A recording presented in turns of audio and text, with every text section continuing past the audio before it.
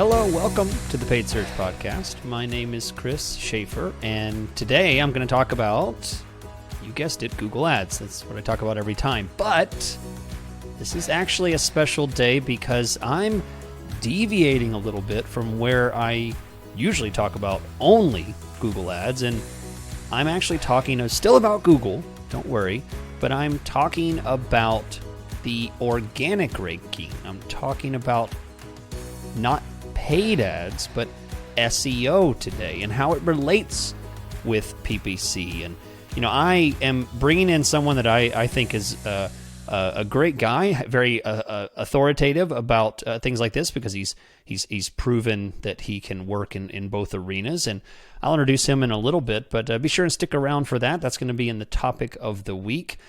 And as always, right away, I'm going to be jumping into a couple things. We're going to answer a question from a listener. And before I get into the question, I'm going to tell you about optio.com/PSP. I've talked about it for years, and it continues to grow into the best tool anyone uses for Google Ads management. It is phenomenal because it helps you to get more done in Google Ads rather than just grinding through and creating, you know, a giant mind map of this kind of metric and how it relates to this one, and making these really bad guesses about whether you should lower the bids here or raise the bids here. It actually gives you informed metrics about how to make better decisions in your Google Ads. And they're always opening up new avenues, new tools in this system, so you really should give it a try. If you haven't, you can try out the tool for free at optio.com/PSP. That's opteo.com/PSP to give the tool a try. That's an extra month for free, 60 days, 8 weeks, whatever you want to call it. You get extra time with this amazing tool. So be sure and go to the link in the description there to try it out. That's optio.com/PSP to get that free trial. Okay, so I'm actually going to skip metric of the week today because I've got a packed show, and I'm going to jump straight into the question of the week from Ben, who sent in a question. And as always, you can send in your questions. Please send them directly to paidsearchpodcast@gmail.com. That's paidsearchpodcast@gmail.com. And I'll get your question there and put it in the queue for the next show where it fits well. And Ben, thank you for your question. Ben says, "Hi, Chris. Big fan of the show. I have a question that arose from episode 403 about broad match keywords. On the show, you talk about how limiting the scope of a campaign, whether it's through moving broad into exact match or narrowing the geographic targeting, no matter what, the cost of the keywords will go up. So this raised a question for me," Ben says. He asks, "Does adding negative keywords to a campaign raise the CPC cost? You are limiting the scope of the campaign, so I thought it may increase the CPC as well. Let me know what you think." Ben, great question. And I think that assuming you add terms that are largely unqualified junk terms, this should raise the CPC of your campaign. I don't think it's going to be something you can really measure unless you make giant leaps with your negative keywords and start making really sweeping negative, hundreds, if not thousands of one-word broad match negative keywords. I don't think you'd really be able to measure it very well because measuring negative keyword impact is really impossible because you're trying to measure the lack of something. So it's hard to know what's happening because there was no change that you can measure. There's no metric for how many impressions you didn't get because of a negative keyword. But in theory, yes, this absolutely should affect how much your paying per click, because in theory, you would block terms that are irrelevant to the kind of traffic that you're getting. So I do believe that adding some of these trailing terms that are searching for competitors or searching for unrelated products and services that show up, and you start to narrow where you're going to be showing, I think it can bring up your CPC because it limits the scope of your traffic. This is a very incremental shift, but now instead of being potentially getting 100,000 impressions for this one keyword, now you've carved off 10,000 that you're not going to get. So now you're only going to get a potential of 90,000 impressions.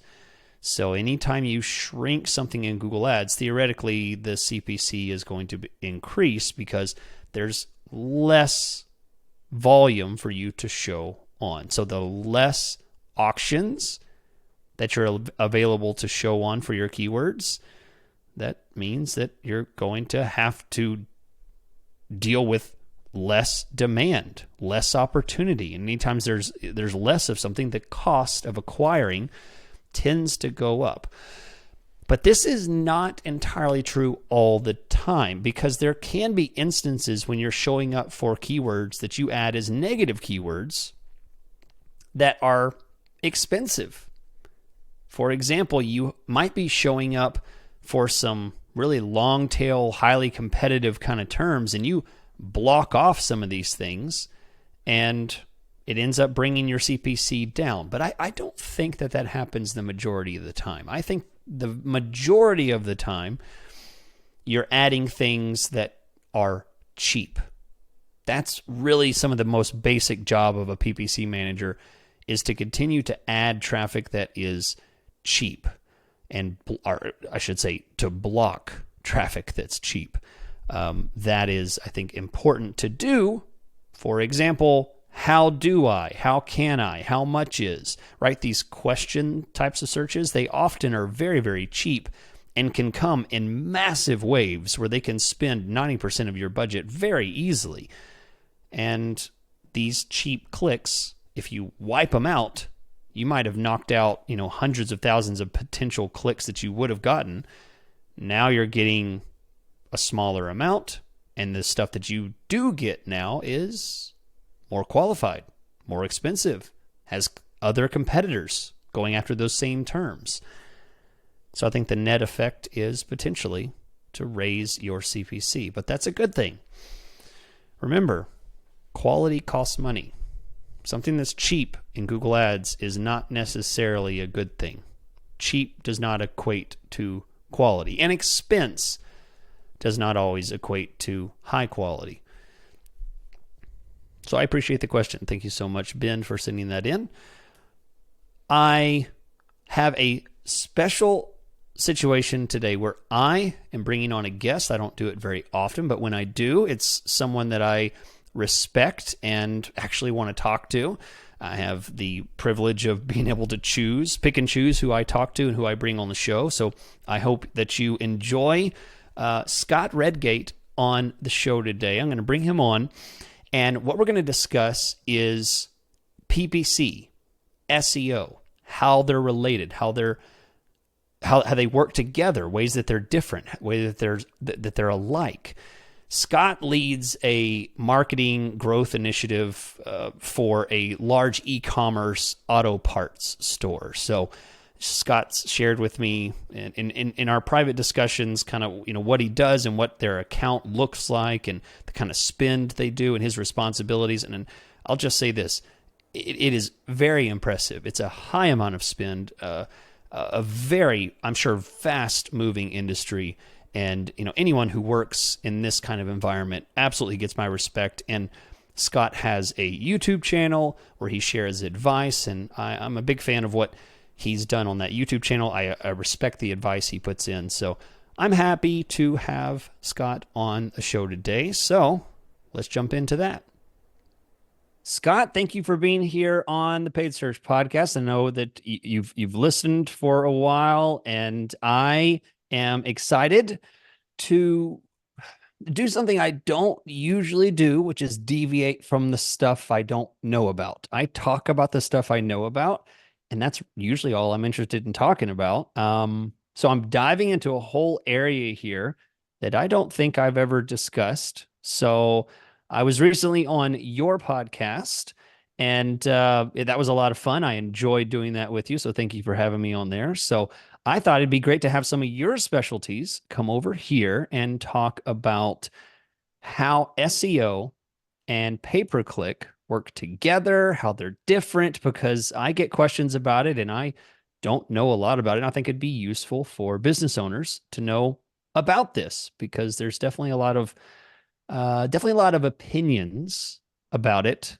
And I'd like to know somebody that I trust and I think has a pretty good reason to to to to share based on experience and not just a bunch of baloney, which is what I feel like I read a lot nowadays. Well, Chris, let me say, next to marrying my wife, this might be the biggest honor of my life being on your podcast. So thank you for having me, my friend. Well, wow. Well, you are welcome. That's awesome. Well, that's the best. That was a very nice compliment. Well, I appreciate that. Well, I'm ready to go. Let's talk about. I think the first thing I get questions about all the time from people is, does SEO help PPC, pay per click? Yep. In other words, does the organic ads on Google help the paid ads? And then flip that around. Do the paid ads help the unpaid ads, the organic ads on Google? I've always told people it's completely different. And Google has told us that it does not affect either way. But, the day that I take Google's word for everything is going to be a sad day a sad day indeed. So what are your thoughts on that, Scott? Yeah, so I think before we answer that, I think we have to define for your audience, and you did such a great job when you came on my YouTube channel of defining like what SEO is, because I think that there's a lot of common misconceptions for what SEO is. So if I had to provide a definition about SEO, there's kind of two factors here. Number one, it's organizing and configuring your website in a manner that's easy for search engines like Google to be able to find you, right? So on the one hand, they have to be able to find you. And then the other side of it is creating content that's worthy of ranking high in the search results. Now, here's one thing where there's a crossover between SEO and PPC. You're going to get more clicks if you appear high in the page, right? So if you're appearing in the ad spot number one, you're going to receive more clicks unless there's just a crazy abnormality than if you were to appear in position number two. So with organic, there's commonalities there where the higher you rank in the organic search results, the more clicks you will get. Does that make sense? Yeah, absolutely. Sure. Awesome. Awesome. So now for your question, does SEO help PPC? Does PPC help SEO? So recently I was thinking about this question, and I put my thoughts into a tool, ChatGPT, and I wanted to come up with a story or an analogy for your audience, Chris. Okay. Nice. And so I've got one for you, and if it's bad, it's not my fault. It's the AI's fault. Right. But if it's good, I get all the credit. Yeah. Okay. So here's the analogy that it came up with. So let's say there's a new restaurant in town. Okay. New restaurant has just come to be in your town. SEO is like that restaurant having a nice landscape, having a nice sign out front, having a nice layout inside the restaurant, and having a robust menu. Okay. So things that could potentially naturally attract visitors Okay. Yeah. to your website. Got it. PPC, now this is, you'll laugh about this. PPC is like going around town and stuffing mailer or on windshields, right? To drive people to go into the parking lot and potentially enter your restaurant. Mm-hmm. Okay. So what's the end goal of a new restaurant? Obviously it's sales, it's increased food sales or drink sales or whatever. And so there are two methods where with the SEO, you're trying to naturally attract. With PPC, it's more of getting your message in front of the right audience.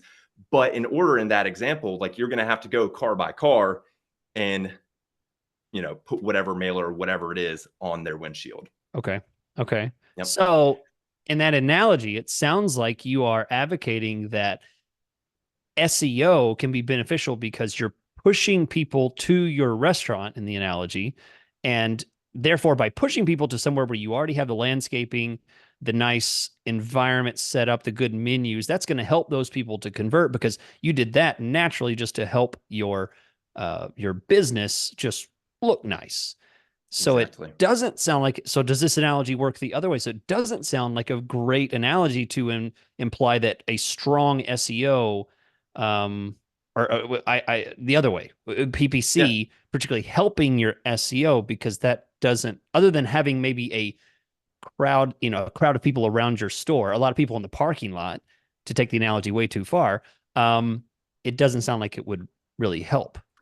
Yeah, to close the loop on that analogy, and then I'll get into specifics here. I mean, if you've ever driven by a restaurant and you see 0 cars in the parking lot, Right. Right. unless it's like the early bird special, like that's going to impact you. And Mm. so, yeah, you hit the nail on the head there. The SEO is like that stuff that can naturally attract if it's done right.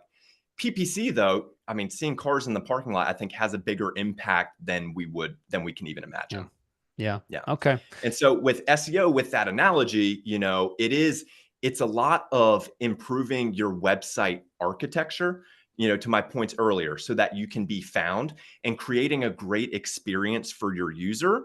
And if you have a great experience on your website that can benefit your SEO, that Mm. can undoubtedly help out your PPC.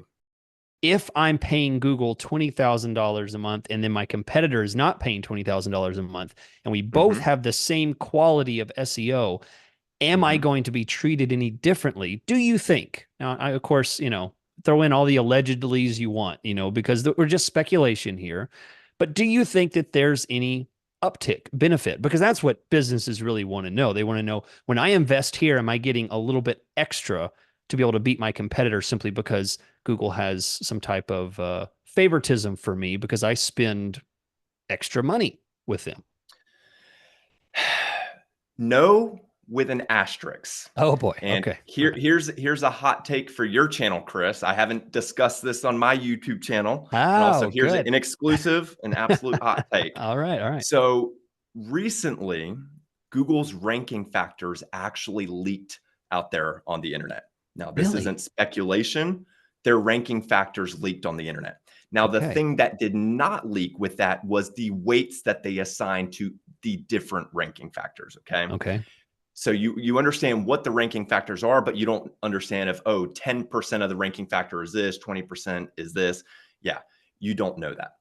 So the no with the asterisk is because the answer that Google will give you on that is no.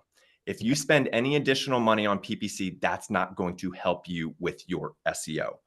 However, in the leaked documents, which Google has come out and verified that they are accurate, they're legitimate.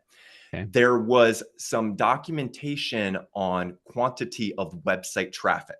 Okay. Mm. That's something that they've said before is not a ranking factor, but they started assigning good clicks and bad clicks. And so, in my opinion, with some of that information from the leaks that it's mentioned in the, I think that there is a very, very small ranking factor that is associated with how many people you're driving to your website. Yeah. I mean that makes sense. I mean, it seems practical that one company that gets 100 visitors a week and another one that gets 10,000, that seems like it should factor into something. There's some value there, just like we talked about the analogy of, cars in the parking lot. There's activity that seems like it should. So that that seems fair. Yeah. Okay. That's really Google interesting. Google uses every tool that they have at their disposal. So Sure. they use Chrome data to assist with the organic rankings, whether it's we're going to put this company at position 1 or 2 or 3. And so you have to imagine that in your example, like if company A is driving 10,000 visitors per month and company B only has 10, that's going to play a factor. I will say this.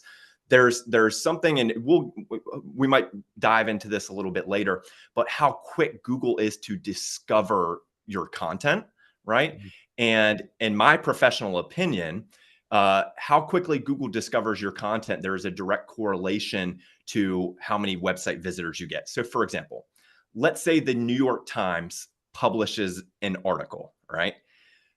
Google is going to have that in its search engine results within a matter of minutes. Sure. Now, let's say you're in the great state of Texas.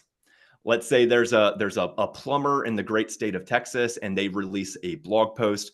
Unless there's some stuff that they're doing from an SEO standpoint behind the scenes, it's not going to be a matter of minutes for Ah, Google to discover that post. It could be months, right? right. So like Yeah. in that particular example, the influx of website traffic can help your content get discovered quicker, which might lead to you getting results quicker. Wow. And even if it's paid traffic that is the source of that, which you're generating yourself, you're basically wagging the dog at this point. You're saying, "Look, I have people going to my site," and you're artificially generating that.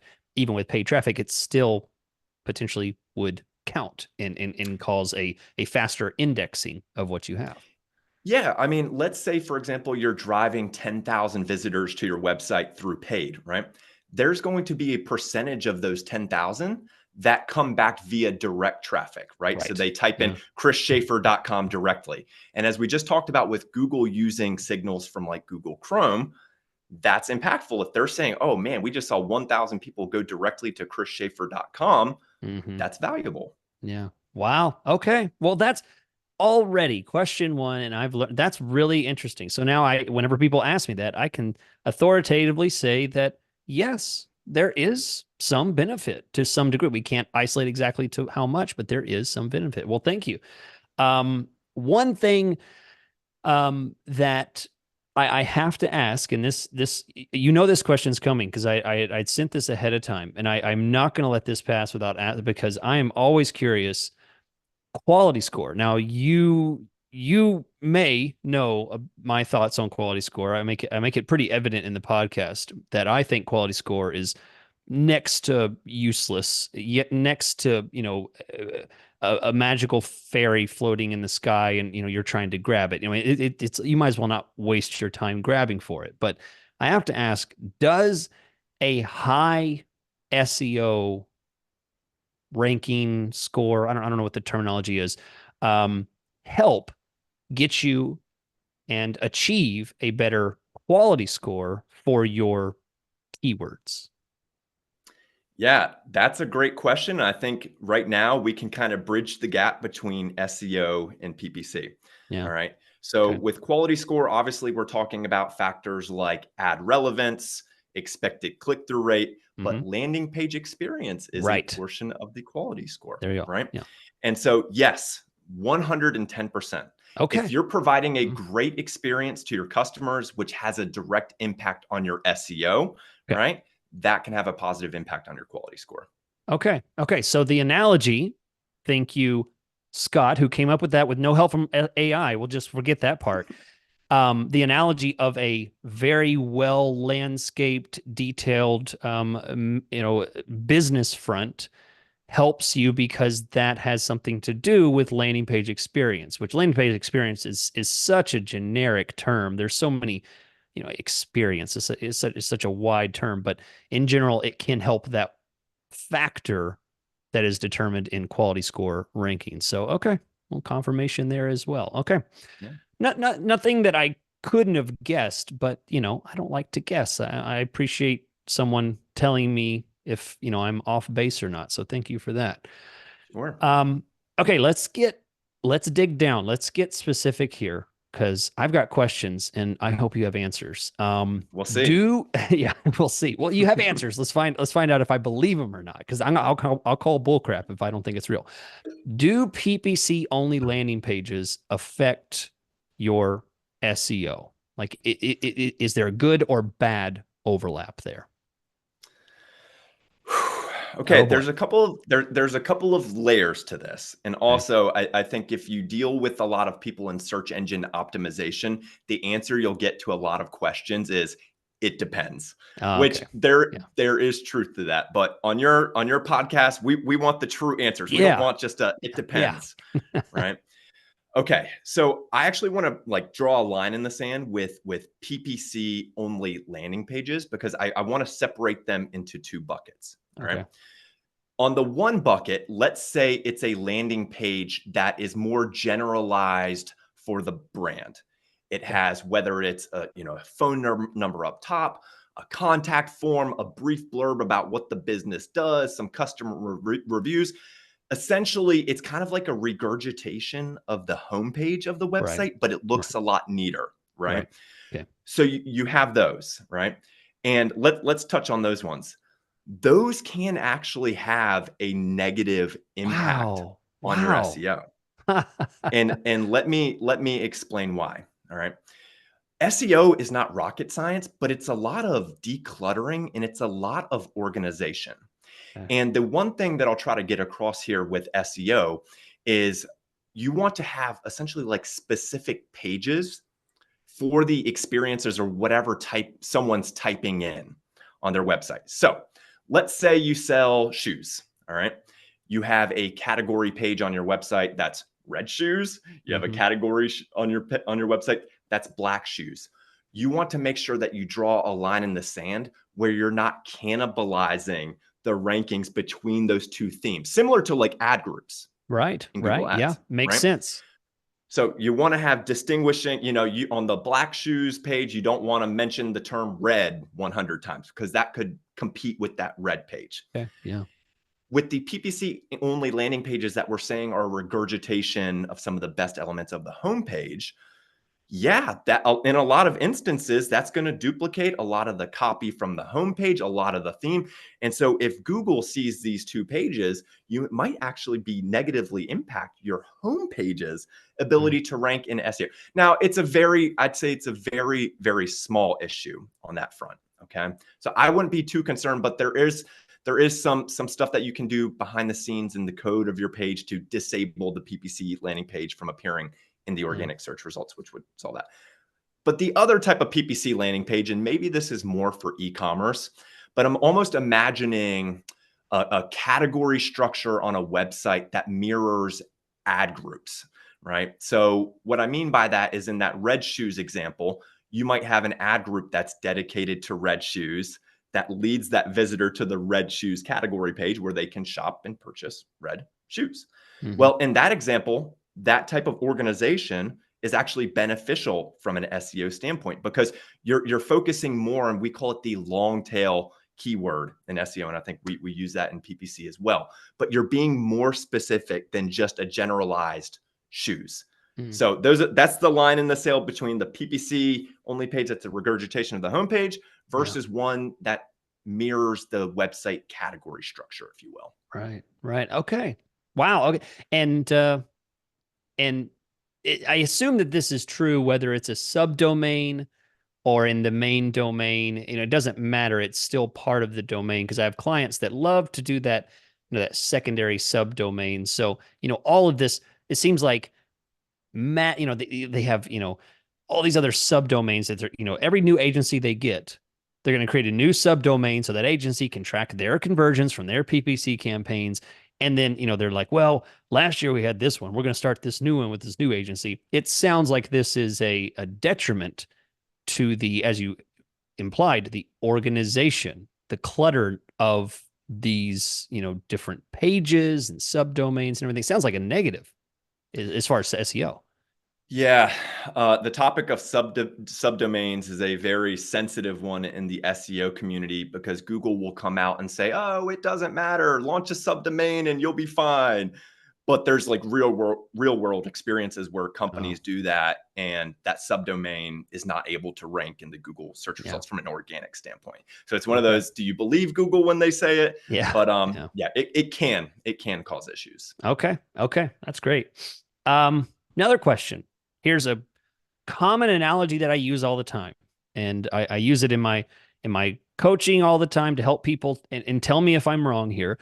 I attribute PPC to a fast Corvette. It's very quick, can make very fast movements, and SEO is like a cruise ship. And I use those analogies in a concrete. I don't think that SEO is ever fast, and I don't think that it can ever be a a hot rod car that can move quickly and get immediate changes shown in the organic. Is that generally true? Is PPC fast and is SEO slow? Am I wrong? Yeah, well, I think that's one of the unique selling propositions for the Chris Schaefer brand, where if you want results and you want results fast, Yeah. listen to the Paid Search Let, podcast and contact you. let's not oversell it. Yeah. No, you are correct. For the overwhelming majority of businesses, SEO is Yeah. unbelievably slow, and Okay. I'll get Yeah. into the mechanics of it. Um, unless you're an established brand. So, for example, an Amazon, right? Let's say they're trying to launch some new product category and they create these pages on their website.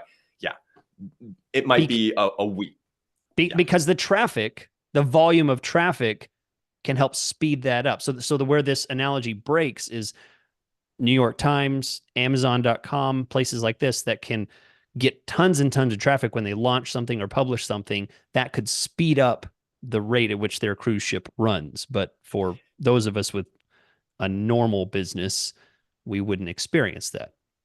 Yeah, I mean, I think traffic, it is an easy thing to look at, going back to our first question.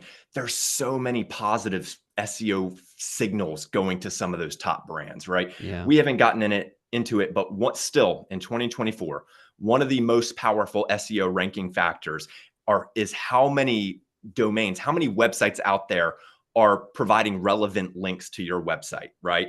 And Yeah. just think about it. Like, how many websites out there are linking to Amazon.com? It's millions, absolutely millions. And so, yeah, they have an added advantage there. But for smaller businesses, yeah, Google Ads, it's going to get you results so much faster. And the behind the scenes here, and I won't get too technical, but there's really three things that we have to understand for how Google discovers and ranks content on the organic side.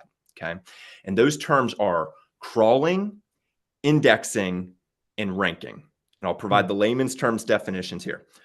Crawling, essentially, Google has this thing called Googlebot that's going out there on the internet and it's crawling every single link that it can find. Okay. So Google's going out there to try to find content. Then Google essentially indexes that content, which is what I say is them just saving that content to their servers. Hmm. So they find the content, they save it to their servers, and then they apply their ranking factors for how they should organize the SEO rankings, position 1, position 2, position 3. Oh, okay. Yeah. Now, so that process for new brands, I always say, if you want to see even anything meaningful from SEO, you got to give it 6 months to 1 year. Because the fact of the matter is, we talked about the plumbing example, or the plumber in Texas. I mean, it could be 2 months before Google even finds your page. Yeah. And so if we're saying a business wants results within the next week or two or month, it's not going to happen. I mean, Wow. also, one final to tie a bow on this, trustworthiness of a business is a huge factor for Google, right? And if there's a brand new website out there and Google knows nothing about them, why would they reward that brand new business with something like a #1 organic ranking? Yeah. Even if they had everything done right. Yeah, I've experienced that before. And I think that universal rule applies to Google Ads as well, because I see campaigns, that have been running for decades, and they're built the same way as campaigns that have been, just built last week. And there's something magical, which I think there is truly a historical quality score, that you don't call it trustworthiness, whatever you want to call it. There's something that is magical about something that has that trustworthy factor with Google. And I hear you say it with SEO, and I'm definitely saying I see it with PPC, which makes sense. It doesn't seem like a bad decision from Google. It seems like a great decision. Trustworthiness is absolutely something I would want Google to factor in for showing me the businesses and the results that I want to see. So that's great. I agree. Okay, another one, and basically, I hope you don't mind, Scott. I'm just outsourcing all the questions I get and forcing you to tell me the answers. Hey, I'm So, going to do the same to you, my friend. because the next one is something I get all the time. Chris, I'm starting a new business, or I'm starting a new marketing venture. Should I start with SEO or should I start with Google Ads first? They're like, I don't have the capacity to start both. Which one should I start first? Yeah, so I have a very strong opinion on this, but there are a couple layers to it. So the quick answer is I think that you should start with SEO first, but Mm, that doesn't mean you have to launch a full-blown SEO campaign that takes months and months and years. I think you need to, to use that restaurant example, you need to have good landscape, you have a good that sign makes outside. sense. You have Yeah. to do some of those basics. And so I think if you utilize and you incorporate some of those SEO best practices, you're setting a proper foundation so that once you start driving those PPC clicks, you're going to set yourself up for better success. Now, again, you don't have to take it to the extreme where, oh, I've got to write 100 blog posts before I launch. No, absolutely not. Have a nice looking website, have it load quickly, have it be on theme with your audience, just some of the basics. Yeah, that makes sense. That makes sense because I know the best built PPC campaigns I've seen will crumble when sent to a page that does not deliver strong conversion rate. I was just talking to someone recently this week, where I'm like, the traffic is perfect. We need to talk about your landing page. We need to talk about your website. I mean, that's the problem here. So yeah, I mean that makes sense. So get your house in order first before you start bringing everybody in the front door, which is exactly what PPC is going to do. So that's great. That's great. Here we go again. Another question I get. So I guess you'll have to send me the bill after we're done here. Should you pay for PPC on searches you rank for naturally? And I'll even give you an opportunity on this question to throw in your opinion on brand traffic. I'd love to hear your thoughts on that because I have a very strong opinion on paying for your own brand name. But just in general, should you pay for Google Ads traffic, paid traffic for things that you rank for organically, naturally, SEO? Yeah, so my SEO and PPC career started in 2010, and there was a graphic that came out around that time that I feel like I always try to reference when a question like this is brought up. And that graphic was essentially a heat map of a Google search page where it showed the different elements of a page. So you had the PPC ads, you had the organic listing, and it essentially showed the percentage of clicks that went to the different areas of the Google search page. Mm, And something that stuck out to me with that is there's always going to be people that prefer and click the PPC ads. There's yeah. always going to be those people that scroll a little bit and go down to the organic. And so if it's important for your brand, my recommendation is yes, unless you are just severely limited by your budget, you're struggling to pay your bills. I do think it's important to have coverage in both. Okay. And And on the brand? on the brand side, oh man, I believe you have to play defense because Okay. I think Defense. that there's a lot of companies, and I think Google makes it very easy for other companies to bid and show for your brand name.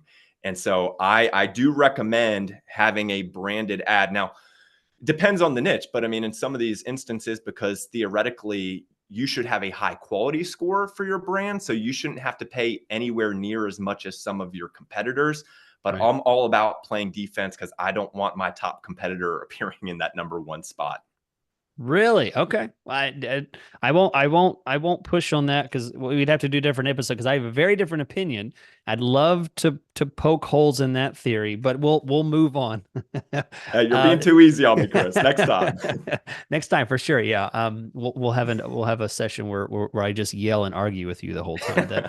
But we'll let you be the expert in this segment. So one last thing, just out of curiosity, as someone who has their head entirely in PPC, I hear about updates. I hear about, I think the last update I remember is like something the Panda update or something. Was that a long time ago? I think it was.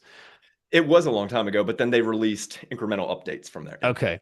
So what do these updates mean for business owners? What do they mean, for SEO? Is it, you know, why is it that people talk about these so much? Does it cause businesses to just crumble, or does it only cause businesses that are on shaky ground from the beginning to crumble with this kind of thing. You know, these updates are just, they're kind of strange to me, because in PPC there are updates, but it's more of a slow slide, and then boom, you know, there's the change. It feels like this SEO stuff happens at the drop of a hat sometimes. Yeah. So there's a lot of bad, let me say this. There's a lot of bad SEOs out there, and especially from the timeline of like 2005 to 2015. What happened is people would discover some loopholes where how they could rank number one in the organic search results, Mhm. and then they would abuse that Okay. loophole. Sure. Okay. Yeah. And so here's an example. I brought up, hey, there's power in having other websites linking to yours from an SEO standpoint. Well, there's this cycle, or there was this cycle with bad SEOs finding that ranking factor and then finding ways to abuse it. Yeah. Okay. And so what that looked like in 2010 to 2015, where people would go out there and buy links and buy them in masses and manipulate Google's search rankings. Yeah. And so for the longest time, the updates from Google were identifying how people were manipulating them and then cracking down on it. Huh. So the couple big ones from 2011 to 2015, Google had a Penguin update, which was actually targeted to what we just said, all the links, people manipulating the links pointing to their domains. Panda was focused on content. So those websites that had those hidden text blocks on the bottom of the page. Right. Yeah. Yeah. And so there was a lot there where it was Google essentially cracking down on whatever it was SEOs were manipulating. Okay. But now it's kind of, we've gotten past that, because Google has, yes, some people are still able to manipulate it, but Google has gotten better. Now the updates, and we can define what that is more of a flavor of the month for what Google wants to give added benefit to. So Okay. it's not necessarily like they're cracking down on a manipulative thing. It's like, oh, we feel that our results would be better if we showed this or showed this. And so there could be some small businesses that are receiving a steady flow of organic traffic that all of a sudden overnight fall out, and they're like, what did we do? It's not necessarily that they did something wrong. It's just Google has a new flavor of the month for what they're looking for. Okay. That makes sense. That makes sense, because my theory in Google Ads is, you know, we have a little bit less transparency, perhaps, in my view, less transparency than SEO, because it feels like I'm always being tested in PPC. You know, I'm like, I wonder how much real testing is going on, where Google will take like 25% of accounts and just kind of say, let's apply this and see what happens, you know? And meanwhile, I'm like, what the heck's going on? I'm scrambling, you know, everything's on fire. And they're like, oh, that didn't work. And they shut it off, and like, boom, my campaigns go back to normal. I'm like, what was that? You know? So, yeah, that feels, I can commiserate with SEO people and the updates and the mystery, because I feel like we share that for sure. Yeah, so, you know, I don't feel like the PPC and the SEO world are quite as different as I once thought. So I appreciate you bridging the gap on that, Scott. That's very useful. And for those of you that probably have not heard of Scott, because all you listen to is the Paid Search Podcast, as you should, but perhaps when you're not, Scott, tell them how they can get more information about the great advice you give out. Thank you, Chris. Yeah, so I have my own YouTube channel. The handle is Scott Redgate, and so I publish weekly videos that are both on the SEO and the PPC. We also dabble a little bit with the AI tools as well. But what I would say for your audience, if they're just looking to get started in SEO, I have a simple PDF. It's called the 7-Day Online Marketing Jumpstart Doc. This goes into some of those foundational elements of SEO, and I really try to make it as simple as possible. And your audience can get it at scottredgate.com/jumpstart. And yeah, it's very quick, very simple. It's just simple bullets. Awesome. Well, thanks, Scott. I appreciate you being here, and I appreciate you guys for being such great listeners and subscribing to the show. And as always, I'll catch you guys next week.